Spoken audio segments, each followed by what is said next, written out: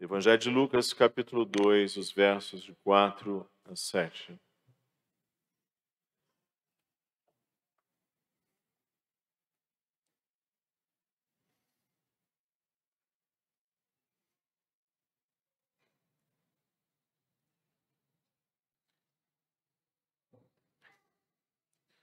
Assim diz o Evangelho de Lucas, capítulo 2, de 4 a 7. José também subiu da Galiléia, da cidade de Nazaré para a Judéia, à cidade de Davi, chamada Belém, por ser ele da casa e família de Davi, a fim de alistar-se com Maria, sua esposa, que estava grávida. Estando eles ali, aconteceu completarem-se-lhe os dias, e ela deu à luz o seu filho primogênito, enfaixou e o deitou numa manjedoura, porque não havia lugar para eles na hospedaria. O escritor Charles Swindoll faz uma observação que toma a liberdade de apanhar aqui algum empréstimo para uma parte dessa palavra inicial. Era o ano de 1809, era um tempo de guerra, a Europa estava em guerra. O cenário internacional era tumultuado, o mundo estava inquieto. Napoleão, com as suas hostes, com seus exércitos, estava varrendo a Áustria,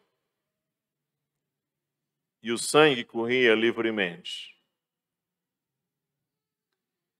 Num cenário assim, ninguém se importa com bebês que chegavam ao mundo.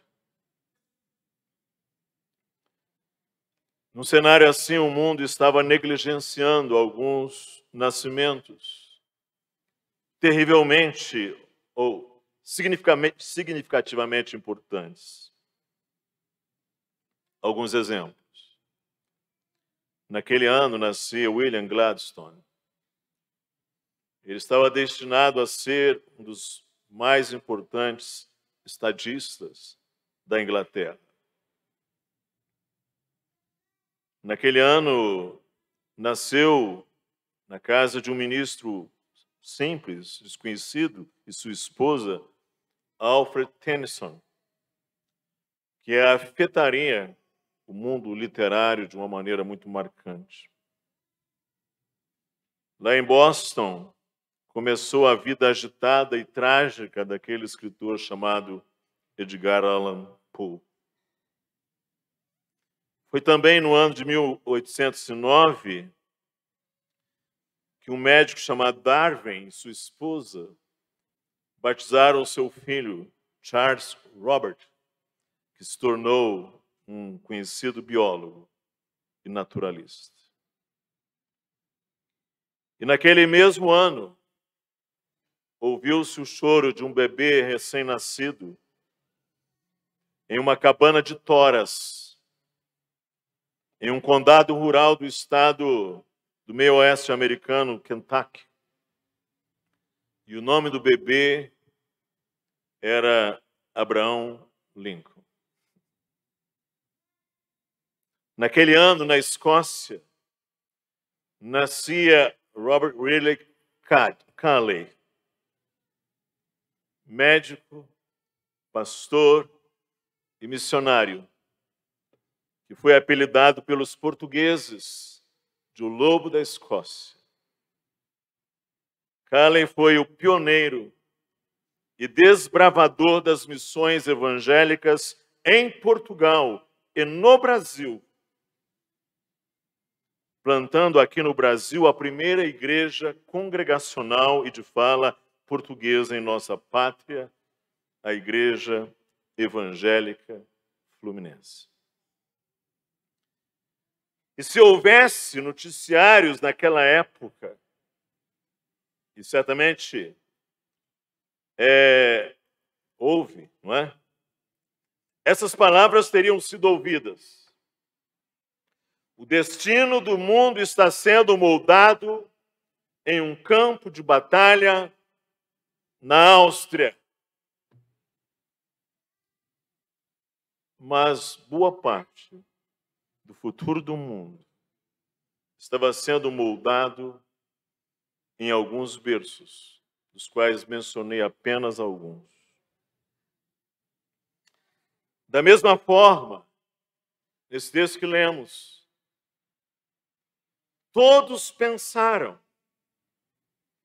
que o recenseamento era a grande novidade quando Jesus nasceu. Mas na obscura Galiléia dos gentios, ouviu-se a maior notícia de todas: o nascimento do Salvador.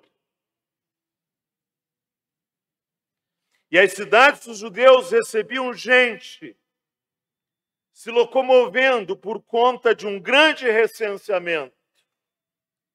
Mas o episódio mais importante estava em uma manjedoura em Belém.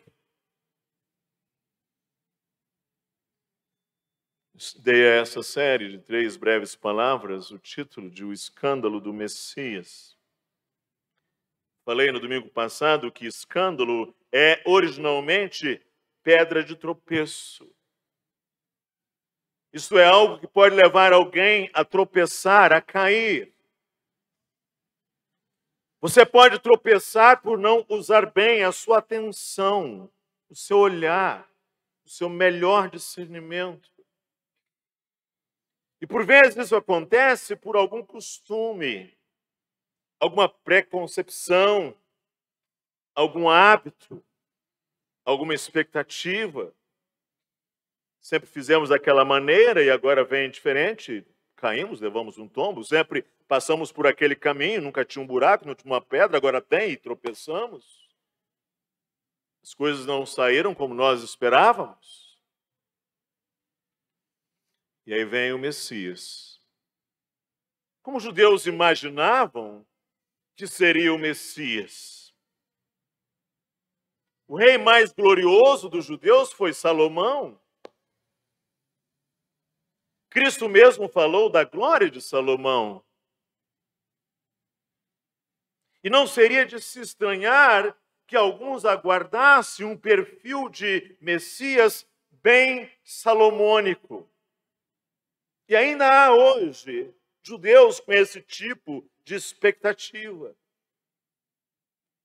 Mas aparece o Messias, subvertendo, escandalizando muito disso. De quem se ouve, acerca de quem se ouve aquela pergunta: não é este o filho do carpinteiro?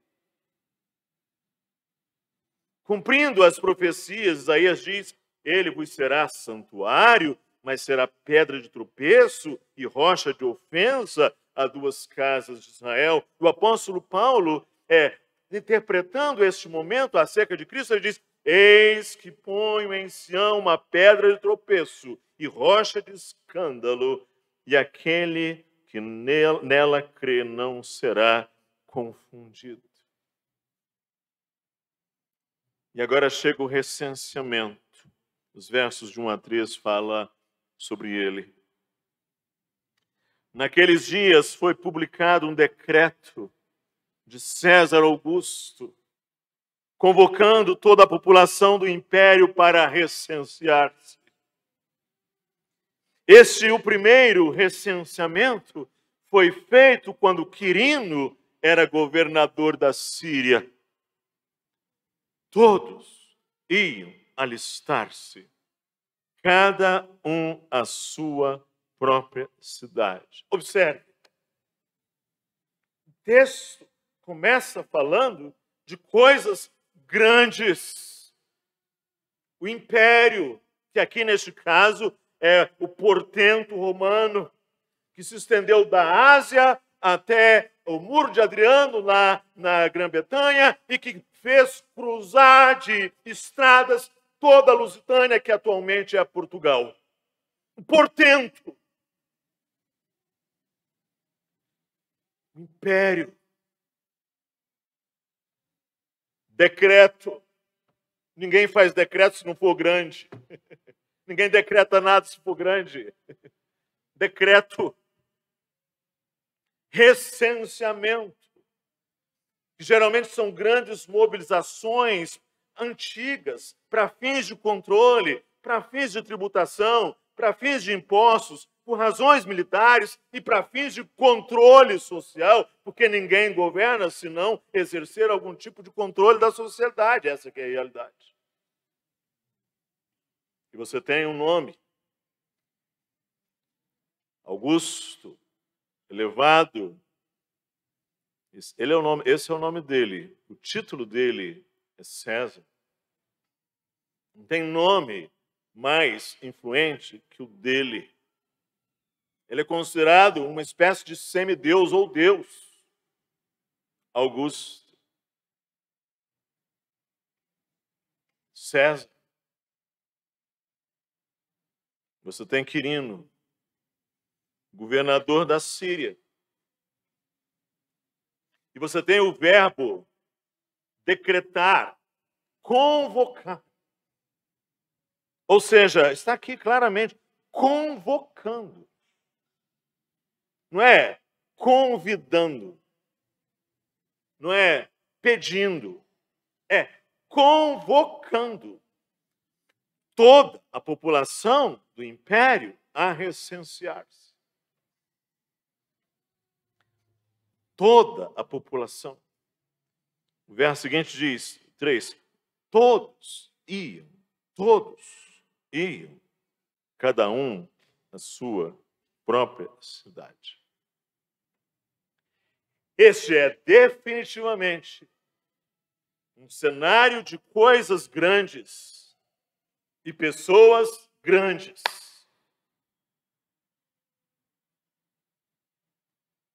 E coisas grandes que interferem, dispõem e mobilizam realidades pequenas. E aí vem o contraste, não é? Dessa mente, desse cronista fabuloso que foi Lucas, vem logo esse contraste. José, carpinteiro. José, com Maria, sua esposa, camponeses, que estava grávida,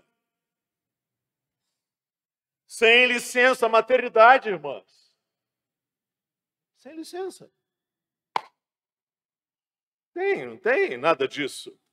A vida é dura. O imperador disse, vão e tem que ir. Grávida, barrigão, pés inchados, circulação problemática, respiração lenta. Tem que ir.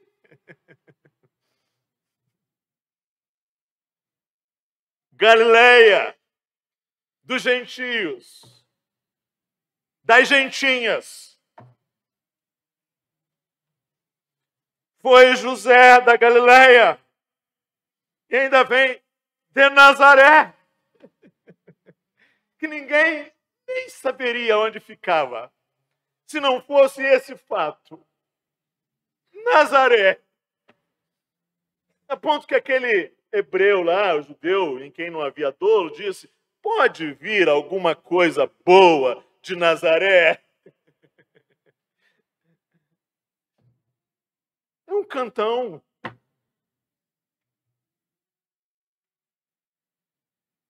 E um bebê. Um bebê primogênito. E choquem. Não tem lugar na hospedaria, na estalagem. E choquem-se. O berço é um coxo. O berço é um coxo. É uma manjedoura. E aí, agora você observa. um cenário de coisas grandes e pessoas grandes, e o Messias, escandalosamente, do lado das coisas e realidades diminutas, insignificantes, pequenas, incógnitas.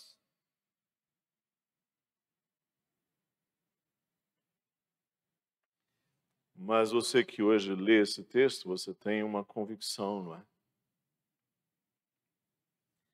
Coisas grandes, mas controladas por Deus, que dispõem e mobilizam realidades pequenas, mas igualmente controladas por Deus.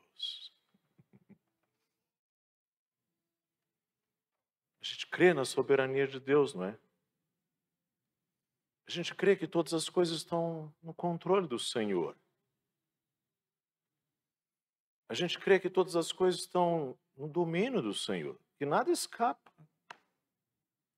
A gente tem uma doutrina fantástica chamada providência de Deus, que descreve esse controle de Deus na história, não é? Que a história não tem, ela tem um grande escritor, que a história tem um grande tecelão, que a história tem um grande pintor, que a história ela está sendo tecida para os fins de um propósito eterno de Deus. Isso é a doutrina da providência. Nós cremos no plano de Deus, na redenção. Nós lembramos as promessas antigas. Por isso já tem aqui claramente alguma coisa que indica para nós isto, não é? Ele desceu, subiu da Galiléia, da cidade de Nazaré. Só sobe quem está embaixo, não é? Essa é uma linguagem muito interessante do texto. Geograficamente não é assim, mas é essa linguagem. Subiu da Galiléia. O que significa que a Galiléia estava, para eles, era lá embaixo, não é? Da cidade de Nazaré para a Judéia. E aí vai dizer assim, a cidade de Davi, chamada Belém. Tem que ser assim. Porque está assim, na promessa. Que tem que ser desta maneira. E mais, por ser ele da casa e família de Davi, a fim de alistar-se. Da família de Davi, Belém. E mais, ela está grávida. César Augusto assinou o decreto. Quirino sancionou, e a casa de Herodes também. Todo mundo vai. Mas chega em Belém, e estando eles ali, aconteceu completarem-se-lhe os dias. É o momento da criança nascer, o tempo em sua plenitude. Não é apenas a gestação de Maria que chega ao seu ponto climático, ao momento das dores, é a gestação do plano de Deus na redenção que chega ao seu momento de dar à luz a encarnação do Filho de Deus.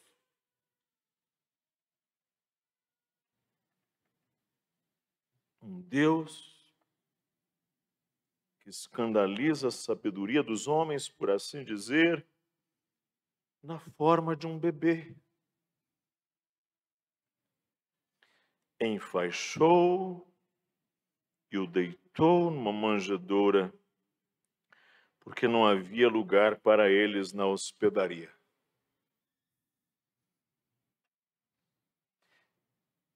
Vem cá.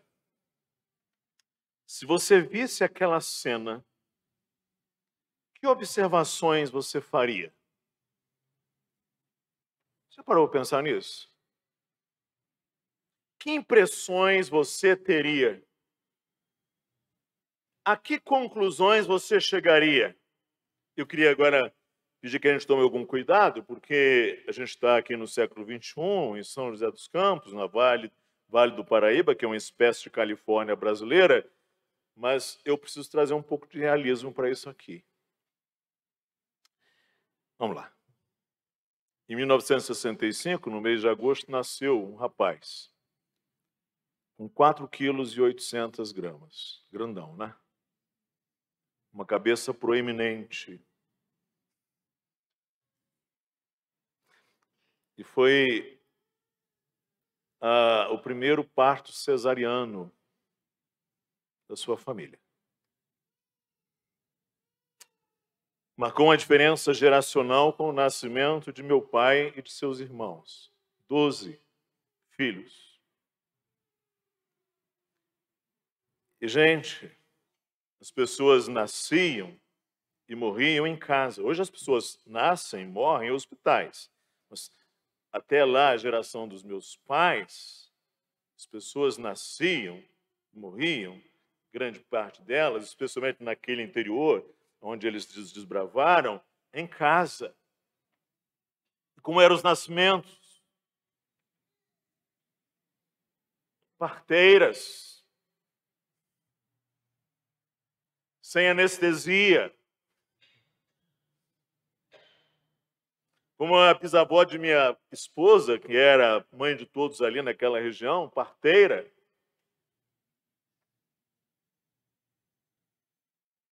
Com suas bacias.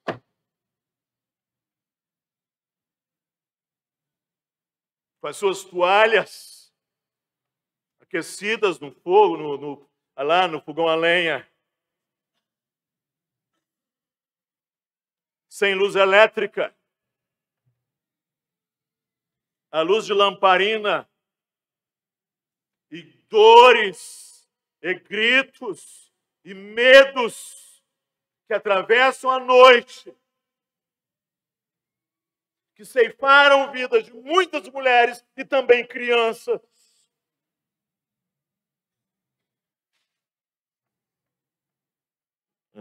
Aí vem o texto e diz que ela deu à luz e a gente não tem essa noção, né?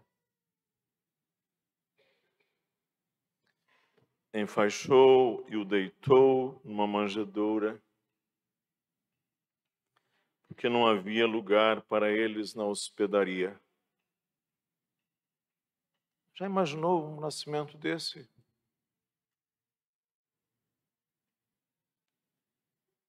Imagina você, mulher aqui, imagina você vivendo uma situação dessa.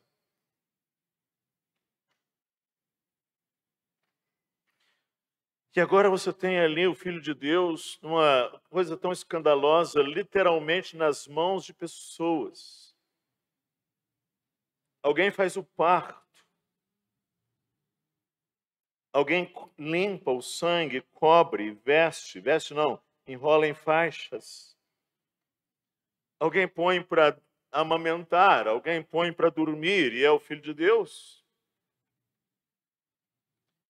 E aí, então, a gente compreende aquilo que disse Martinho Lutero, o mistério da humanidade de Cristo, que ele se imergiu em nossa carne, está além de toda compreensão humana.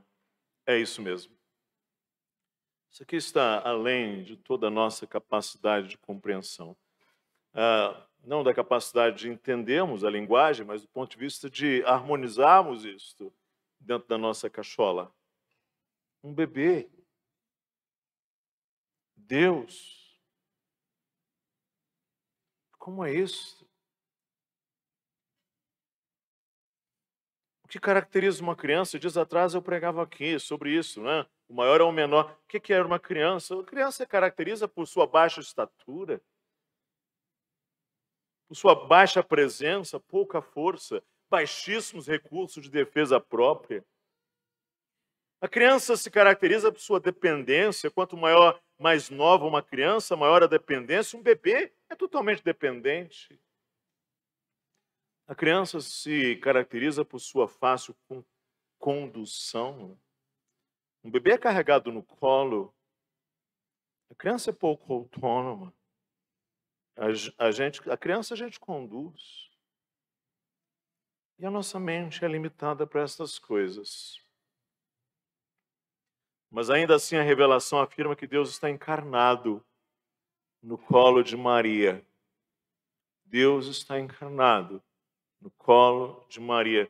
Lutero ficou tão impactado com esta informação do texto bíblico que ele publicou um hino em 1535 para ser cantado pelas crianças ao lado da manjedoura. Eu vou citar 3 estrofes do hino que ele compôs, que está sendo o hinário luterano. Atentem, este é o sinal. No coxo, em fraldas, muito mal, ele está fazendo aqui referência à precariedade do berço, deitado está o que mantém o céu e a terra e o sustém. Dirá à frente, ó, vinde todos jubilar, com os pastores adorar, olhai o que Deus Pai nos deu, o bem-amado Filho seu. E ele vai dizer lá na frente, isso fizeste, Rei sem par, para a verdade nos mostrar que toda a glória, bens, poder perante ti não tem valor. Sabe o que isso nos lembra, irmãos? Nós estamos celebrando o Advento 2022 aqui, que a gente precisa focar na essência das coisas. Tem um ditado em português que é bem comum, que diz que as aparências... O quê? As aparências? Não, é isso. Por isso o escândalo, não é? Por isso que muitos tropeçam. Porque Deus, ele escandaliza as aparências, entende? Deus, ele faz isso. Ele subverte a sabedoria dos homens. Cristo condenou os religiosos judeus por sua espiritualidade não discernir a essência, a realidade, a verdade das coisas. E nesta época aqui, é muito importante nós nos focarmos na essência das coisas e não nos iludirmos com a aparência, a fantasia das coisas. Nós precisamos nos indagar o que é que nós estamos fazendo neste fim de ano, afinal, nessa época de luzes, decorações e muitos atos assim tradicionais, o que é que nós estamos fazendo, afinal de contas, qual é a essência disto tudo?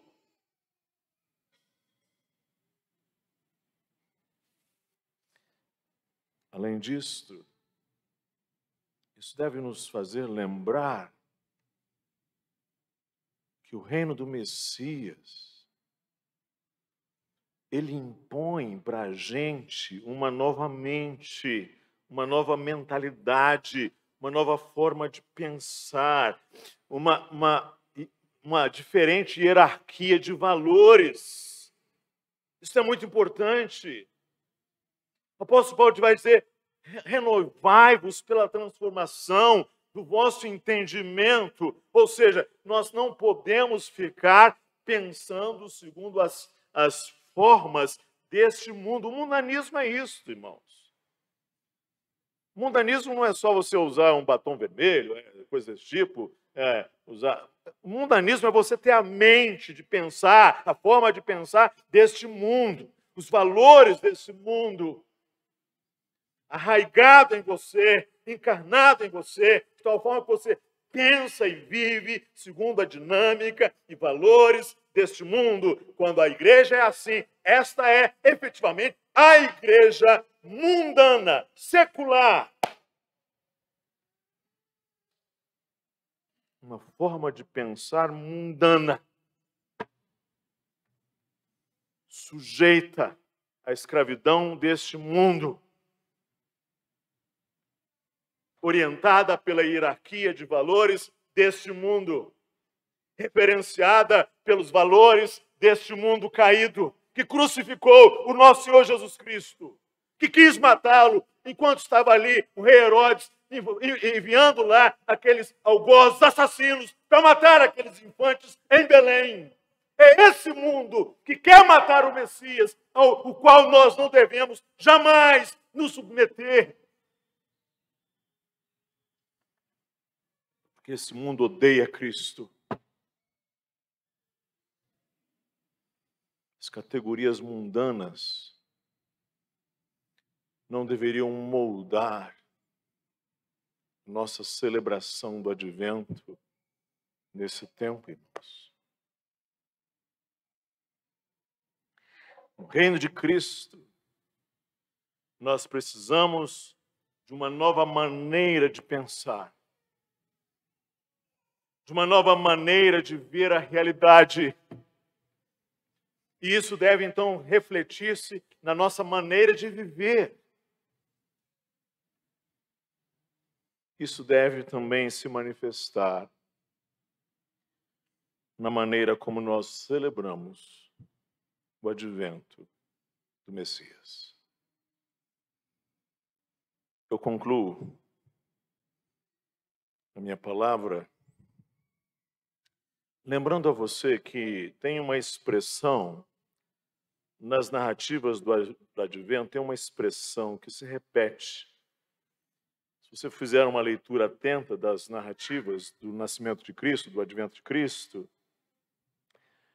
que tem uma expressão vinda do céu. Ela é comunicada em mensagem aos homens pelos anjos. Sabe qual é a expressão? É não temas. Não temais da salvação. Como no anúncio aos pastores. E o anjo disse-lhes: não temais, porque eis aqui vos trago boas novas, que será para todo o povo, porque vos nasceu hoje na cidade de Davi um Salvador, que é Cristo, o Senhor. Não temais. O não temas daquilo que é humanamente impossível,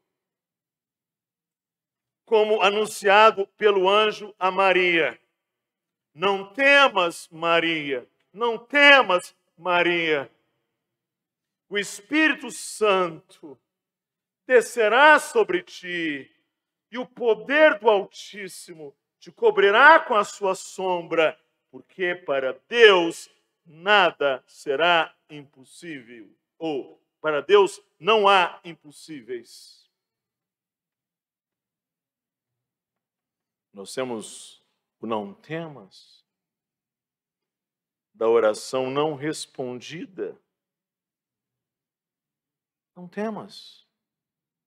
Como referida pelo anjo a Zacarias. Não temas, Zacarias, não temas. Porque a tua oração foi ouvida. Isabel, a tua mulher, te dará à luz a um filho. Ele porás o nome de João. João. Não temas. O não temas da obediência imediata. Como o anjo disse a José. José, filho de Davi, não temas receber Maria, tua mulher. Não temas. Então José fez como anjo do Senhor lhe ordenara. Eu digo que Lutero está certo. Aliás, ele estava certo em muitas coisas. Talvez não em tudo, mas muito. Ele disse: o mistério da humanidade de Cristo, que ele se imergiu em nossa carne, está além de toda compreensão humana. Sabe, gente, há coisas sobre o nascimento de Cristo que podem escandalizar ou deixar indiferentes os incrédulos.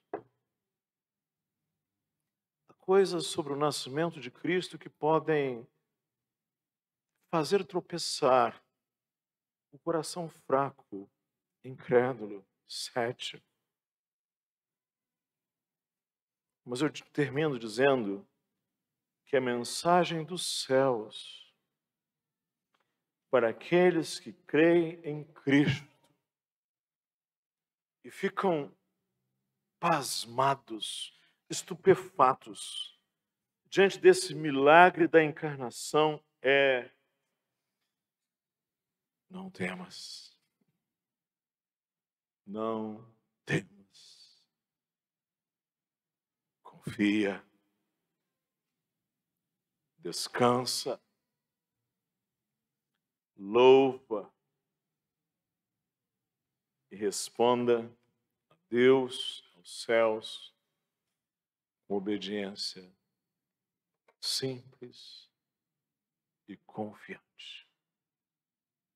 Responda aos céus com uma obediência simples e confiante. Que Deus os abençoe. Vamos orar? Senhor, o Senhor continua exatamente o mesmo. Um Deus glorioso, mas que se imerge na fraqueza, na pequenez, chamando para o teu reino coisas fracas, loucas, pobres, vis e desprezíveis, para que teu poder se aperfeiçoe na fraqueza e para que o poder que prevalece em teu reino seja o teu, para que a glória seja toda tua. Obrigado por Jesus Cristo vir, escandalizando as expectativas na forma de um bebê em Belém, na manjedoura. Mas muito gratos porque o Senhor trouxe do céu esta mensagem que nos tranquiliza a alma dos teus servos, dos fiéis. Não temas, nós podemos descansar, sossegar e celebrar o advento de Cristo com esta confiança. É o que te pedimos. Amém.